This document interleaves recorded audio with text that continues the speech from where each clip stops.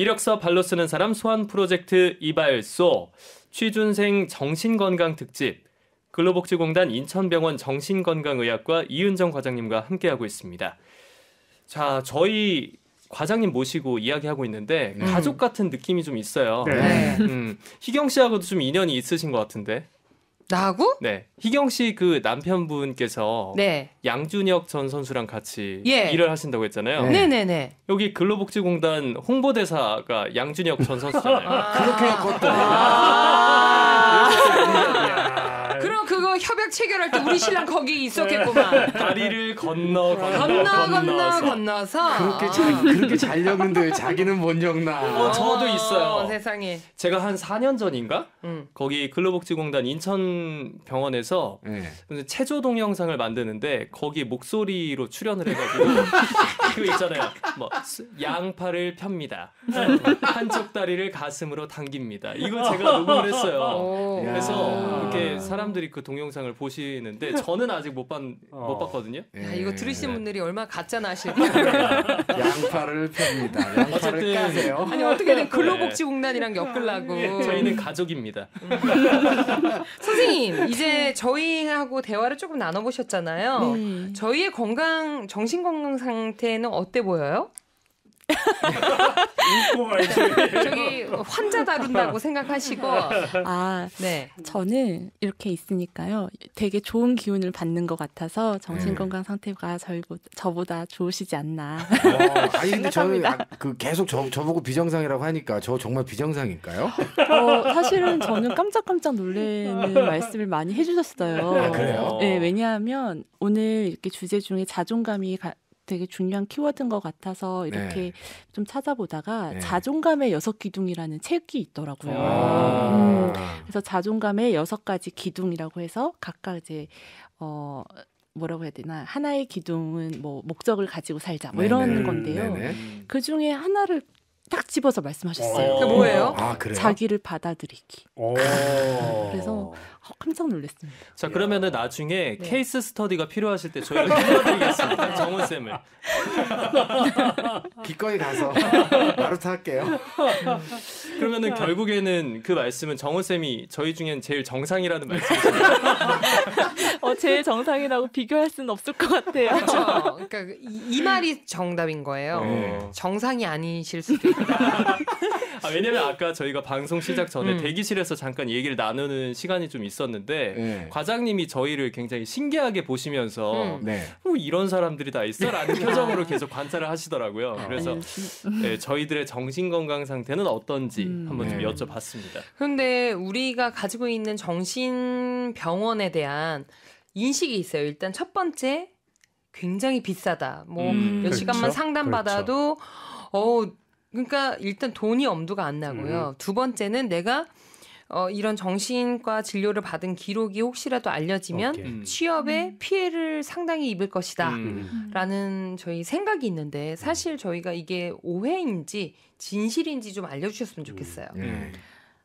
우선 진료비에 대해서는 병원마다 조금 다르게 생각을 하실 수도 있어요. 왜냐하면 연예인 DC 되나요? 의료보험도 돼요? 연비 되나요? 연비? 의료보험 됩니다. 건강보험이 되고요. 몰랐어요. 건강보험이 되고, 대신에 이제 사보험 있죠. 사보험 같은 경우에는 약관마다 조금 다를 수 있습니다. 그래서 어떤 환자분들은 저한테 뭐 보험사에 낼 거라고 해서 진단서를 받아가시는 분들도 있는데, 사실 이제 사보험마다 약관이 다르고 또 거기서 이제 또 다를 수 있지만 건강보험은 됩니다.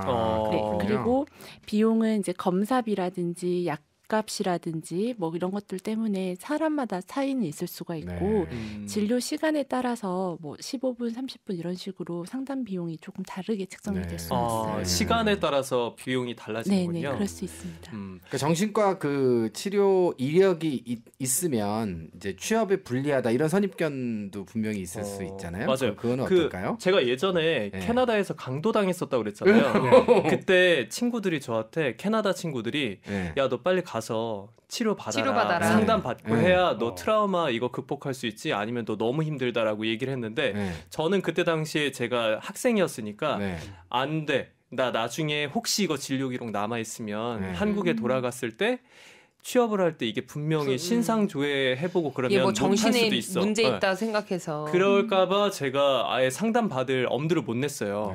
이거는 인사 전문가분한테 좀 직접 얘기를 되겠다. 들어봐야 될 것 같아요. 어떤가요? 근데 아무런 영향을 못 미치죠. 왜냐하면 이력서라는 거는 지원자가 낸 서류 이상을 기업에서 알 방법이 없어요. 의료는 또 비밀이잖아요. 아니, 그러니까 그걸 어떻게 기업에서 합니까? 그건 개인 정보인데 그걸 어떻게 띄어요? 원래 그 범죄 경력이나 이런 거는 다 조회를 하는데 아니요, 조회 안 합니다. 조회 못 합니다 요즘. 범죄도 그래요? 못해요? 요즘 그걸 누가 해줘요? 요즘은 그게 과거에는 그런 게 그 공식인지 비공식인지는 모르겠지만 왕왕 있어왔지만 요즘은 그거 불법이에요. 그런데 요즘에는 그 신상 정보 관련해서 동의서를 취준생들이 쓰고 거기 공고에도 마지막에 최종 합격을 했더라도 신체 검사나 개인 신상 조회에서 불합격 처리가 될 수 있습니다라는 조항이 있거든요. 신상 조회를 못 한다니까요. 뭐 어떻게 하겠습니까? 그러니까 신상 조회를 하겠다 그러면 예를 들어서 국민연금 의료보험 관리공단 그리고 경찰에 가서 그 뭐죠 범죄 경력이 있냐는 건데 경찰에서 그걸 개인 정보를 어떻게 알려줍니까? 그 용의자가 아니면 안 해주겠죠. 그런데 공무원을 채용을 할 때는 뭐 금고 공무원은 이상 모르겠어요. 뭐 이런 식으로. 공무원은 모르겠어요. 공무원은 가능할 수도 공무원은 있겠다. 모르겠는데 민간 일반 기업에선, 사기업은 제가 알기로는 그거는 개인 정보이기 때문에 그거 알려주시는 분도 안 되고. 그걸 알고자 하는 것도 제가 볼 때는 불법이라고 해요. 그럼 혹시라도 지금 구직을 하시는 분 중에 혹시 과거에 어떤 그 안 좋은 범죄 이력이 있으신 분 중에 이제 뭔가 정말 좀 개가천선해서 새로운 일을 구하고자 하실 때 조금은 이제 자신감을 가지셔도 되겠어요. 그렇죠. 제 생각은 그런 거죠. 그러니까 왜냐하면 일단은 뭐 한 번 잘못된 걸 가지고 그걸 굳이 본인이 나서서 근데 이제 일부 기업에서 그럴 수는 있을 겁니다. 예를 들어서 왜 그 이력을 속였냐라고 얘기는 할 수가 있을 건데 제 생각에는 그거를 기업에서 먼저 나서서 다 그러니까 본인이 요구하지 않는데 그 특정 기관에 연락을 해서 그걸 알아낼 수 있는 방법은 저는 없다고 보거든요. 자, 그렇다면 취준생들도 이제 정신건강 잘 챙길 수 있도록 마음 놓고 상담 받으셔도 될 것 같은데요. 네. 취준생 입장에서는 막상 진료를 받아야겠다라고 생각을 해도 어디를 찾아가야 될지 막막한 경우가 있을 것 같습니다. 어떻게 해야 하나요? 저는 우선 다니시기 편해야 된다고 생각을 해서 그렇게 이제 물어보신 분들이 꽤 많아요. 그러면 가까운 데로 가시라고 합니다. 가깝고, 그래야지 좀 시간도 갈 수 있고요. 정신의학과라고 써 있는데 그냥 가면 되나요? 네, 그렇습니다. 꼭 정신건강의학과가 아니더라도 뭐 마음 클리닉이라든지 이런 식으로 정신과 선생님이 하시지만 그렇게 연구소처럼 정신치료라든지 그렇게 하는 데도 있습니다. 그러면은 그런 카운슬링을 제공을 하는 곳에 가면 그 정신과 전문의 선생님이 계시는 거고 다만 이름만 그렇게 그냥 클리닉, 상담소 이렇게 운영을 하시는 건가요? 그런 데도 있고 정신과 그 전문의가 아니라 그냥 임상심리사 선생님들끼리만 모여서 상담만 하는 센터도 있습니다. 그러니까 알아보고 가셔야 되고 꼭 정신과 그 진료를 만약에 하시겠다 이렇게 결심했을 때는 먼저 전화해서 예약을 하시는 걸 꼭 이렇게 말씀드려요. 왜냐하면 처음에 아무래도 갔을 때는 다른 내과적인 질환 이나 뭐 이비인후과나 이런 거랑 다르게 길게 이야기를 좀 들어야 됩니다. 그러려면은 시간을 조금 저희가 잡아줘야 되는데 갑자기 가시게 되면 진료를 못 보고 나오시는 경우가 왕왕 있거든요. 그러니까 꼭 전화해서 예약을 하시고 가시도록 합니다. 저는 취준생들의 그 장애 중에 하나 결정장애가 있거든요. 이 결정장애도 나는 정신적으로 어떤 정식 병명이 있는지 궁금해요. 우리가 그 녹음 끝나고 뭐 밥 먹을 때 희경 씨가 맨날 회 먹을까요? 좋아요. 족발 먹을까요? 그것도 좋아요. 곱창 먹을까요? 너무 좋아요. 결정을 못해요. 결정장애가 있어요, 진짜. 이런 것도 정신적으로 의학명이 있어요? 말씀을 드리자면 이제 DSM-5라고 해서 저희가 이제 미국 정신의학회에서 딱 정신질환을 분류를 해놓은 체계가 있어요. 거기 안에는 결정장애라는 진단명이 붙은 질환은 없는데요. 다만 이제 성격장애 중에서 의존성 성격장애가 있는데 그건 이제 타인에 대한 돌봄을 너무 우선적으로 해서 그런 다른 사람에 대한 뭐 충고나 다른 사람이 해주는 확신이 없으면 자기 혼자 결정을 하는데 조금 문제를 많이 가지시는 성격장애는 있습니다. 근데 그게 꼭 하나만 가지고 되는 건 아니고 여러 가지 또 이렇게 특징들을 내포를 해야지 저희가 성격 장애라고 하는 거고요. 희경 씨처럼 이제 족발도 먹고 싶고 회도 먹고 싶고 그런 거는 이제 다 좋아하시는 게 아닐까. 그냥 다 잘 드시는 게 아닐까. 저는 좀 의존적인 성격이라서 그런 것 같아요. 이제 그러니까 알아서 그냥 다 사주세요. 의존이 사람이 아니고 음식. 결정을 못 하겠어요. 메이비 세대라는 말도 있는 것 같더라고요. 원래는 그 독일의 저널리스트 올리버 에게스라는 사람이 쓴 책 결정 장애 세대라고 해가지고 영어로는 Generation Maybe 이렇게 썼는데 굉장히 영어 표현이 좀 예쁜 것 같아요. 이걸 좀 딱딱하게 쓰면 Indecisiveness 뭐 이렇게 써가지고 뭐 이렇게 써야 되는데 Generation Maybe 참 예쁜 이름인 것 같은데 1980년대 이후에 태어나신 세 분들 스마트폰에 굉장히 친숙한 세대들 넘쳐나는 정보와 풍요로운 기회 속에서 또는 아니요 대신에 뭐뭐인 것 같아요. 글쎄요. 맞아. 뭐 이런 애매한 대답을 하는 그런 특징들을 가진 세대를 말한다고 하더라고요. 그런데 이게 1980년대 이후 세대 아닌 분들 중에도 이런 분을 봤어요, 제가. 아, 그래요? 저희 대학교 교수님 중에 저희 때 한참 이제 영어 수업이 막 활성화되던 시절이어가지고 교수님도 되게 당황하셨나 봐요. 영어로 수업을 하셔야 되니까. 첫날 오리엔테이션을 하는데 My name is maybe라고 하셔가지고 My name is 본인의 이름에 대한 확신이 없으셔서 그러니까 뭔가 생각하시는 그 텀에 할 말이 없으니까 maybe를 던져주시더라고요. 이름이 maybe 아니었을까? maybe하고 이름이 나왔어요. 그래서 그분도 maybe 세대라. maybe 세대시네. 그거 빵 터졌다. 그래서 제가요 재미로 결정장애 테스트를 준비를 해왔거든요. 우리 한번 해보는 거 어떨까요? 이런 테스트도 있군요. 듣고 계신 청취자분들도 같이 한번 해보세요. 7개의 특성을 제가 불러드릴 건데 본인이 해당하는 거에 손가락을 한번 접어보시면 됩니다. 7가지예요. 먼저 첫 번째, 혼자서 쇼핑을 하지 못하고 대신 결정해줄 친구가 꼭 있어야 한다. 요건 X. No. 두 번째는요, 식당 메뉴를 선택하는데 30분 이상 걸린 적이 있고 타인이 결정해준 메뉴를 먹을 때가 더 많았다. 이거 반만 맞는데. 저도 No. 3번, TV 프로그램을 선택하지 못해서 채널 변경을 반복적으로 이거 봤다가 저거 봤다가 이거 봤다가 저거 봤다가 한 적이 있다. 4번, 타인의 질문에 대한 대답이 대부분 글쎄, 아마도 라고 대답한 적이 많다. 5번, 누군가에게 선택을 강요받는 것에 극심한 스트레스를 느낀다. 6번, 제대로 된 선택을 하지 못해서 일상생활에서 피해를 받은 적이 있다. 마지막입니다. 인터넷에 이거 사도 될까요? 오늘은 뭐 먹을까요? 라는 등의 사소한 질문을 올린 적이 있다. 일단 6개 이상. 없겠죠, 설마. 없어요? 네. 그 6개 이상인 분들은 심각한 결정 장애를 겪고 계신 분들이고요. 3개에서 5개 사이 혹시 계신가요? 저는 아니에요. 저도 아니에요. 혹시라도 듣고 계신 분들 중에 3개에서 5개 사이다 하시는 분들은요. 결정장애를 의심해 볼 수 있는 초기 단계를 지나고 계시고 1개에서 2개 저 1개 정도는 있어요? 저도 1개. 1개? 1개 정도? 네. 1개에서 2개 정도는 애교, 약간의 우유부단한 성격을 가지고 있다. 그러니까 결정장애를 의심해 볼 필요까지는 없는 그 약간의 우유부단한 성격을 가지고 있다고 하네요. 희경님은 그럼 몇 개예요? 저는 뭐 혼자서 쇼핑 굉장히 잘하고요. 식당 메뉴 30분 이상 저는 안 걸려요. 그냥 다 시켜요. 그리고 TV 프로그램을 변경한 적이 있긴 있는데 너무 재미없어서 너무 재미없어서 보고 싶은 게 없어서 그렇죠. 그리고 타인에 대한 뭐 글쎄 아마도보단 저는 제 의견을 주로 얘기하는 편이고 저는 누군가에게 선택을 강요받고 싶어요. 막 이렇게 내가 결정하고 싶어.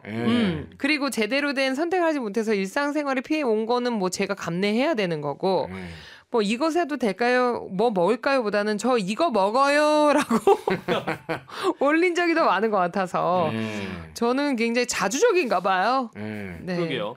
그러면은 은정 과장님은 아까 1개에서 2개라고 하셨는데 어떤 거에서 손가락을 접으셨나요? 저는 4번에 타인의 질문에 대한 대답이 대부분 글쎄 아니면 아마도 대답한다. 저도 이걸 했어요. 그렇구나. 괜히 확신을 갖고 얘기를 했다가 그게 아닐까봐 조심스러워서 그렇게 하는데 그렇구나. 이거 많이 접었을 것 같은데 정우 쌤은요? 저는 0.5였어요.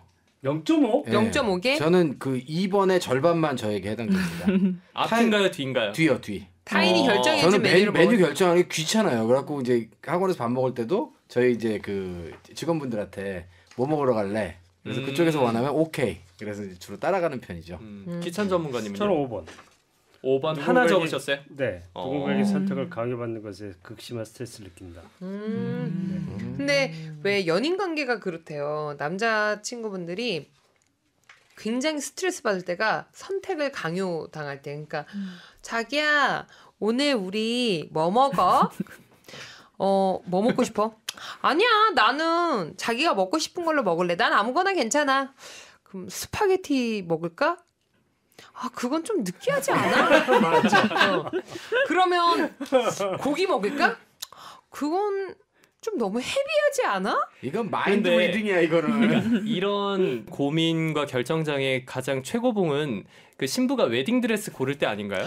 아 그땐 결정장애가 왜냐면 그때는 다 예쁘니까 좀 좋은 결정장애인 것 같아요. 다 기억할 수 없는 비슷한 장식과 저도 비슷한 기억이 분이잖아요. 안 나요. 근데 제 생각에는 장애라고 이름 붙이려면 반복적이어야 되잖아요. 루틴화해야 되는데 그렇게 한번 웨딩드레스 하는 건 장애라는 이름을 붙일 수가 없는 거겠죠. 드레스 말고 또 뭐 예식장이나 아니면 뭐 선물이나 이런 모든 준비 과정에서 항상 이게 반복이 되니까 여자분들은 메뉴 선정에서 모두 결정장애를 누구나 다 가지고 그 유행어처럼 아니야 너가 먹고 싶은 걸로 해 하고 결국은 이제 맛없다고 예 이렇게 하다가 본인이 만약에 감자탕 그래 감자탕 그런 자기가 먹고 싶으니까 답은 가자 이미 정해져 있어요.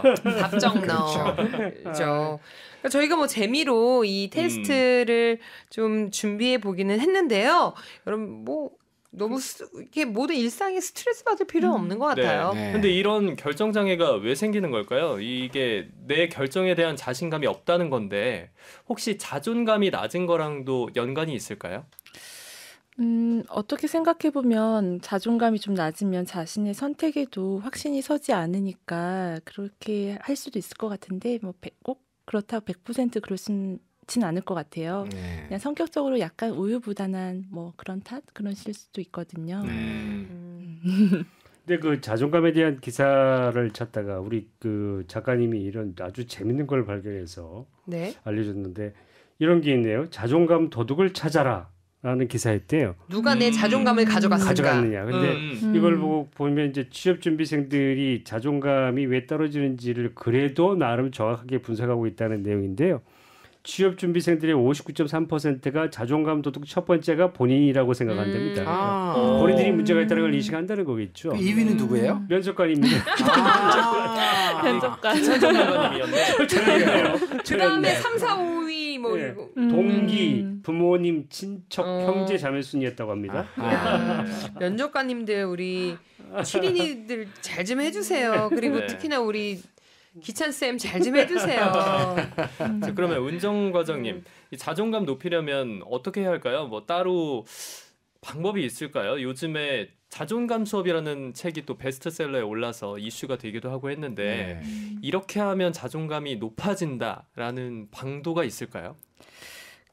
굉장히 그런 수업도 많고 유튜브에 영상들도 많죠. 근데 정답이 따로 있는 것 같지는 않고요. 저는 현실적으로는 그런 이야기를 좀 해줍니다. 아주 작은 성취감부터 한번 해보자. 그러니까 예를 들면은 뭐 플랭크라고 해서 왜 저희 운동하는 거 있잖아요. 처음에 10초 하기도 힘들어요. 근데 10초를 딱 하고 다음 날 20초, 30초 이런 식으로 아주 작은 거에도 아주 사소한 것도 괜찮으니까 작은 성취감을 한번 가져보고 그걸 좀 써보고 왜냐하면 그냥 지나가면 잊어버리거든요. 근데 내가 이것도 했지 이런 식으로 조금 성취감을 가져볼 수 있는 작은 목표를 가져보고 이루는 과정을 통해서 자존감이 좀 좋아질 것 같아요. 높아질 것 같아요. 네. 마지막으로 저희 취준생들에게 혹시라도 꼭 해주고 싶은 조언이 있으실까요? 이게 조언이라고 하기는 좀 그렇지만 사실 제가 그 방송에 게스트로 초대를 받았을 때 저의 그 20대 후반이 많이 떠올랐어요. 하루하루가 굉장히 막막했거든요. 근데 그때 저의 이제 기억을 좀 떠올려 보자면 하루가 그냥 점 같았어요. 그냥 점을 딱 찍고 그다음에 그 다음 또 점을 찍고. 근데 이게 어느 방향으로 갈지 모르기 때문에 막막한 거거든요. 근데 있다 보면 이렇게 선이 되잖아요. 그렇죠. 그러니까 그냥 하루를 잘 지내는 것도 굉장한 일이다. 너가 이렇게 힘들고 이렇게 우울하고 무기력하고 이렇지만 당신이 보낸 이 하루 자체가 굉장히 소중하고 잘 버텼다. 이런 이야기를 좀 해주고 싶고 박수 쳐드리고 싶고 그냥 응원해드리고 싶습니다. 예전에 정훈쌤이 영어로 한번 해주셨었는데 한 번 더 들려주시죠. Connecting the Dots라 그래가지고 이거 혹시 어디서 읽어보신 내용이신가요? 아닙니다. 이게 스티브 잡스가 그대로 했던 얘기예요. 그런가요? 스티브 잡스랑 동급의 게스트를 저희가 모셨습니다 오늘. 영광입니다. 스티브 인정. 영광입니다. 네, 저희가 오늘 이렇게 늦은 시간까지 함께 이은정 과장님 모시고 이야기를 나눠봤는데 좋은 말씀 너무 감사하고요. 취준생 정신건강 특집에서 나눈 이야기들은 www.ebslang.co.kr 무료 학습관에서 확인하실 수 있습니다. 결정장애로 힘들어하는 147만 취준생을 위한 긴급 처방 참견해주세요. 본격 취준생 고민 타파 프로그램 대한민국 취준생들의 고민과 사연에 저희가 참견해드립니다. 참견 발언 시간은 단 40초. 40초가 지나면 PD님이 마이크를 꺼버리고요. 오늘은 특별 게스트로 나와주신 이은정 과장님과 끝까지 함께 해보겠습니다. 네. 오늘 참견해주세요는요 회사원님의 사연입니다. 네. 이게 닉네임이 회사원인가 봐요. 네. 안녕하세요. 회계 관련 업무를 하고 있는 26 회사원입니다. 저는 너무너무 치아 교정을 하고 싶은데요. 문제는 조만간 이직을 해야 될지도 모르거든요. 지금 다니고 있는 회사가 조만간 망할 것 같아서요. 회계 비전공자라 힘들게 입사했는데 다시 취업을 해야 한다는 것 자체가 너무 부담이 됩니다. 혹시 치아 교정을 하면 면접 때 감점 요인 되지 않을까요? 참견해주세요. 빠밤. 일단 치아 교정을 시작한다. 아니다. 아무도 네 치아에 관심 없다. 그냥 산다. 당신의 선택은 빠밤 빠바밤 빠바밤 빠밤 빠바밤. 혹시 이 노래 아시나요? 네, 알고 있습니다. 우리 오늘 은정 과장님 또 처음 보시는 거니까 일단 저희가 먼저 선을 보여드리고 중간에 은정 과장님께 턴을 돌려드리겠습니다. 네. 자, 오늘 뭐 누가 먼저 가위바위보? 우리 정훈 쌤한테 드리기를 했으니까. 그래요? 네. 그래요? 이분께서 포도알을 하나 이상 더 취득하시는 그날까지 먼저 턴을 드리도록 먼저 하죠. 한번 해보시기 바라겠습니다. 한 분은 이미 정해져 있는 분 있지만 오늘 잘 부탁드려요. 정해져 있는 분. 나연 작가님. 정훈 쌤의 의견 들어보겠습니다. 빠밤 빠바밤 빠바밤 빠밤 빠바밤. 이거는 여기 주어진 정보를 정확하게 해석을 해야 될 것 같은데 치아 교정을 하고 싶지만 실제 현실은 얼마나 문제가 심각한지를 전제로 해야 될 것 같아요. 문제가 심각하다라고 하는 걸 전제로 해서 말씀을 드리면 저는 무조건 하시는 게 옳다라고 생각을 합니다. Obey your thirst. 영어에 이런 광고 스프라이트라고 하는 그 음료 광고 카피인데요. 목마름을 따르라. 교정하고 싶으면 해야죠. 당연히 해야 되는 게 맞으니까 하시고요. 그리고 요즘에는 앞쪽에 그렇게 안 보이게 뒤로 이렇게 할 수 있는 그런 치아 교정도 있어요. 저도 되게 비싸요. 자, 정훈 쌤은 일단 그래 결심했어를 외치지 않았기 때문에 저희 순위권에서 열애로 하도록 하겠습니다. 오랜만에 해가지고 그래 결심했어를 꼭 해주셔야 되거든요. 네, 알겠어. 시작이 됩니다. 아니 영어를 좋아하는데 500이었어. 네. 자 그러면 다음에는 누가 도전해? 네, 기찬 전문가님.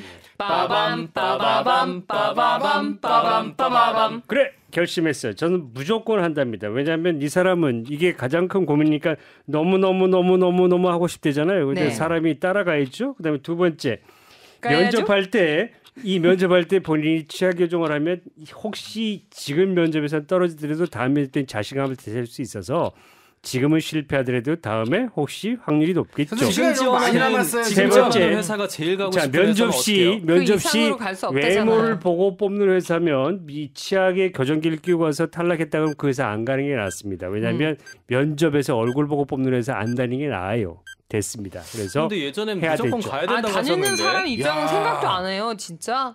그 당장 야 시간 정확하게 맞추셨네. 끝은 선생님이 끝이지 내 마이크는 열려 있어요.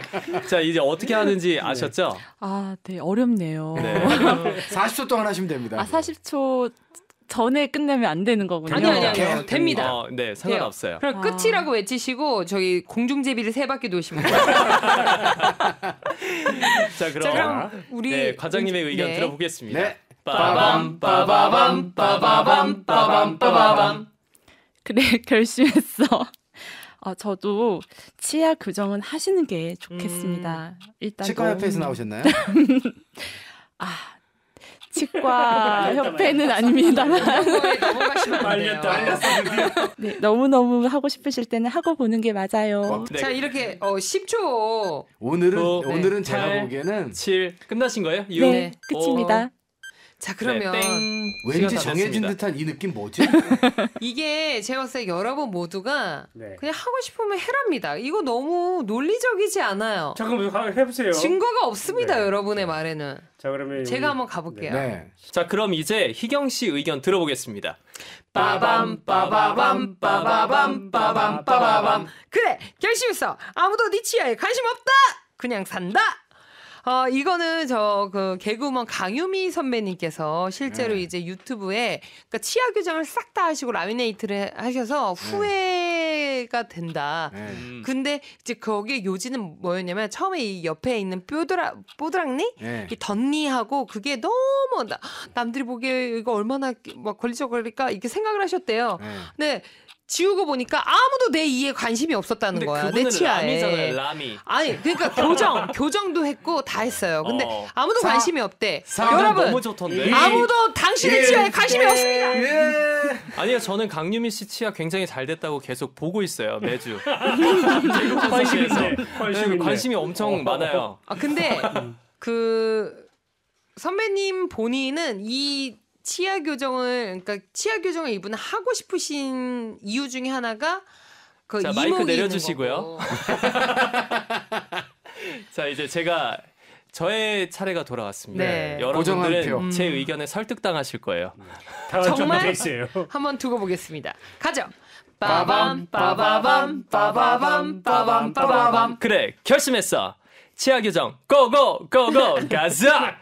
자, 이에 철기를 깔았다는 건 부의 상징입니다. 면접관에게 이 취준생의 부를 과시할 수 있는 기회예요. 그리고 이게 심리적으로 관심이 있어서 예쁘게 만드는 것도 중요하지만 이 부정교합을 교정을 잘하면 그 위장 건강에도 좋습니다. 건강해서 오래 살아야죠. 집에서 교정을 해야 되고 40초 시간 맞춰가지고. 자, 그리고 예쁘게 만드시려면 일단 돌출입을 넣으셔야 되기 때문에 일단 고정 잇몸뼈를 넣으셔야 돼요. 그러니까 교정 잘하는 곳에 가셔서 옥리되지 않게 예쁘게 만드시기 바랍니다. 아니 근데 이거는 취업준비생들 전체를 모독하는 거죠. 그러면 가난한 사람은 취업 못하는 건가?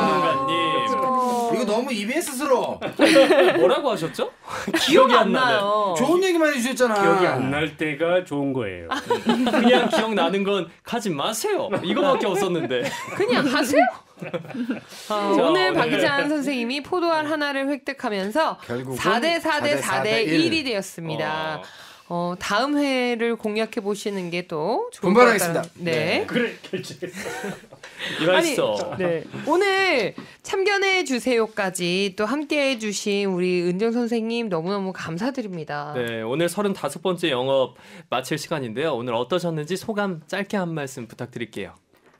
오늘 정말 즐거웠고요. 제가 오늘 취준생들께 응원하는 방송에 왔다고 생각했는데 저도 이제 제 젊은 시절과 함께 지금의 저도 응원을 받고 가는 기분입니다. 감사합니다. 저희 힘든 일 있으면 상담 연디 되나요? 연예인 계시면? 저희 병원은 제 병원이 아니어가지고 근로복지공단 인천병원입니다. 응원이 한다. 건강보험 쪽으로 알아보도록 하겠습니다. 네, 의료보험증 꼭 챙겨서 가시고요. 네. 오늘 귀한 시간 내주셔서 정말 감사드립니다.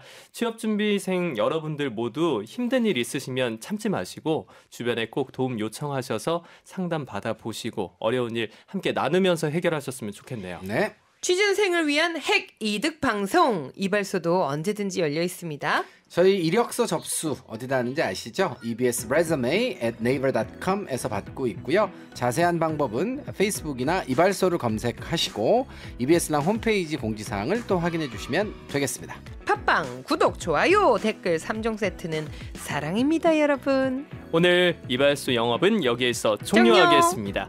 이력서 발로 쓰는 사람 소환 프로젝트 이발소 또 오세요. 본 이발소에서 알려드린 사항은 여러분의 최종 합격을 보장하지 않으며 현실과 다를 수도 있음을 확인합니다.